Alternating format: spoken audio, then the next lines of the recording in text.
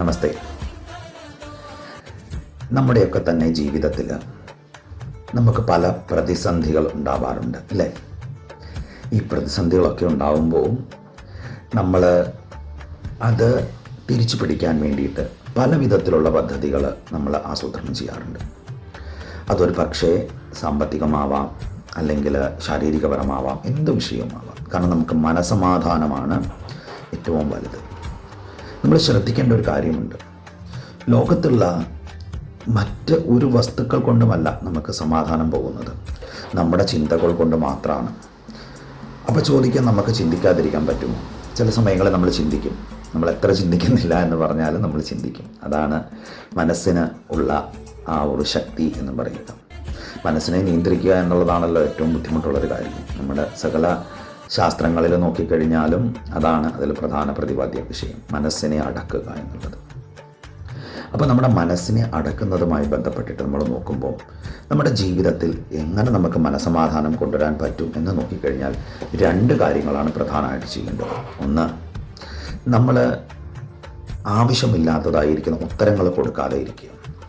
പലപ്പോഴും നമ്മുടെ ജീവിതത്തിൽ എന്താ സംഭവിക്കുന്നതെന്ന് ചോദിച്ചാൽ, നമ്മൾ ആരൊക്കെയോ എന്തൊക്കെയോ നമ്മളെക്കുറിച്ച് പറയുന്നുണ്ട്. ആ പറയുന്നതിനൊക്കെ നമ്മൾ ഉത്തരം കൊടുക്കാൻ നിൽക്കും. ഈ പറയുന്നതിനൊക്കെ നമ്മൾ ഉത്തരം കൊടുത്ത് എന്ന് നമ്മൾ ജീവിച്ചു തുടങ്ങും. അപ്പോൾ അതുകൊണ്ട് നമ്മൾ മിണ്ടാതെ ഇരിക്കുക. അതാണ് നമ്മൾ ആത്യന്തികമായി ചെയ്യേണ്ട കാര്യം. കാരണം നമുക്ക് മുമ്പോട്ട് നടക്കാൻ ഒത്തിരിയുണ്ട്. ഈ കുറ്റം പറയുന്നവന് ഒരു ജോലിയുമില്ല. അവൻ്റെ പ്രധാന ജോലിയാണ് ഇത്, കുറ്റം പറയുക എന്നുള്ളത്. അതിനേക്കാൾ വലിയ മണ്ടൻ്റെ ഒരു ജോലിയുണ്ട്. എന്താണെന്നറിയോ? ഇത് ഏറ്റുപിടിച്ചു നാട് നീളെ പറഞ്ഞു നടക്കുക.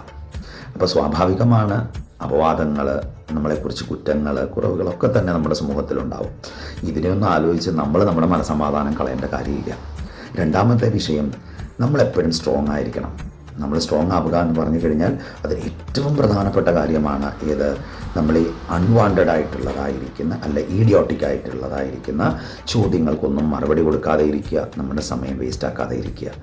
നമ്മുടെ സമയം നമുക്ക് വളരെ വിലപ്പെട്ടതാണ്. അത് വേറെ ആരും നമുക്ക് തരില്ല. നമ്മുടെ ഹാപ്പിനെസ് എന്ന് പറയുന്നത് നമ്മുടെ മാത്രം പ്രയോറിറ്റിയാണ്. പറഞ്ഞത് മനസ്സിലായോ? ഒരാളും നമ്മുടെ സന്തോഷത്തിന് വേണ്ടി അവരവരുടെ ജീവിതത്തിലെ ഒന്നും തന്നെ മാറ്റിവെക്കാൻ പോകുന്നില്ല. അപ്പോൾ നമ്മളായിട്ട് ഇനി അതൊക്കെ ചെയ്യണോ? വേണ്ടല്ലോ. അപ്പോൾ സന്തോഷമായിട്ടിരിക്കുകയല്ലേ?